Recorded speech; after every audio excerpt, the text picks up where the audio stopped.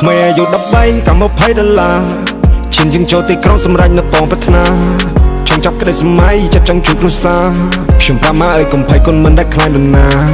ក្មេងអាយុ13កម្ម$20ឈានជាងចូលទីក្រុងសម្រេចនៅពងប្រាថ្នាចង់ចាប់ក្តីសម័យចាប់ចង់ជួយគ្រួសារខ្ញុំតាមមកឲ្យកុំភ័យគុណមិនដែលខ្លាចនរណាសំណួរច្រើនហូរហើយតែខ្ញុំគ្មានចម្លើយទេឬចាំដល់អាយុ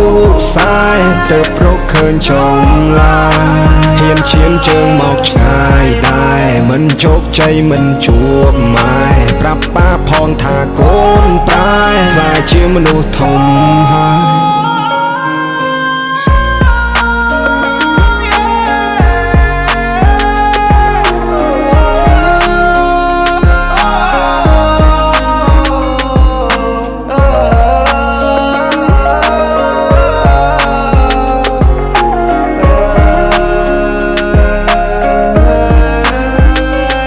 អាយុ13កម្ម$20ឈានជាងចូលទីក្រុងសម្រេចនៅពងប្រាថ្នាចង់ចាប់ក្តីសម័យចាប់ចង់ជួយគ្រួសារខ្ញុំតាមមកឲ្យកុំភ័យគុណមិនដែលខ្លាចនរណាទោះមានគេសើចចំអកក៏គុណមិនឲ្យត្រឡប់គ្មានពេលណាដេកស្ងប់គ្មានពេលណាបត់លហើយចង់ជួបវាមិនបញ្ចប់ចង់លេងហ្គេមនេះឲ្យចប់ចង់ជិះរកកំណប់ចង់ស្វែងរកចម្លើយ Life is hard Life is change ពេលជីវិតនៅលំបាកកុំ complain ជីវិតខ្ញុំមាន standard តាំងពីក្មេងជីវិតតម្រូវឲ្យយើងលេងដូចជា game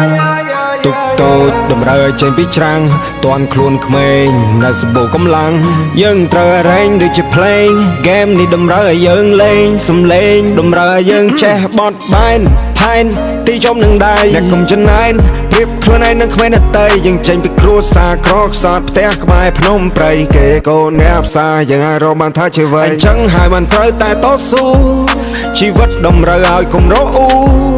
យើង fight ដើម្បីឈ្នះមិនលើកដៃបនព្រះជីវិតនៅលើដៃយើងទាំងមូលទោះយើងបាយគ្នាតែមិននេះរកចេញមកមិនបានលាណាមានកល I used to cry នឹកនៅមកដែរ every night បានលឺសំឡេងក៏ភ្លៀងកាន់តែយំទៀតហើយលោកអើយតើពេលណាជីវិតខ្ញុំបានសោះចប់ហើយព្រះអើយភាពលំបាកឲ្យខ្ញុំស្គាល់គ្រប់មុខទៀតហើយព្រះអើយជួបបញ្ហាត្រូវតែហ៊ានប្រឈមមកអូនឡើយអ្នកអើយបើអ្នកមិនហ៊ានកុំសង្ឃឹមទៅមុខសំណួរច្រើនហូរហើយតែខ្ញុំគ្មានចម្លើយទេឬចាំដល់អាយុ40ទើបរកឃើញចម្លើយហ៊ានឈានជើងមកឆ្ងាយដែរមិនជោគជ័យមិនជួបម៉ែប្រាប់ប៉ាផងថាកូនប្រែខ្លាចជាមនុស្សធំហើយ